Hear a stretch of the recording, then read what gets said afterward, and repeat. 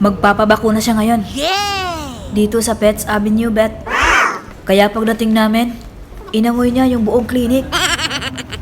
Hindi ko siya maintindihan dito. Hindi ko alam kung natataiba siya o naiihi sa sobrang takot. Kaya hinihintay ko na lang na mapagod siya. Meron siyang kasama dito, napaka-cute. Sa wakas, napagod din.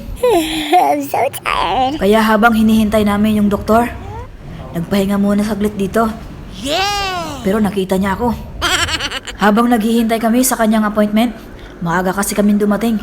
11 o'clock yung appointment niya. Dumating kami alas 10. Habang naghihintay nga kami, kinausap ko siya.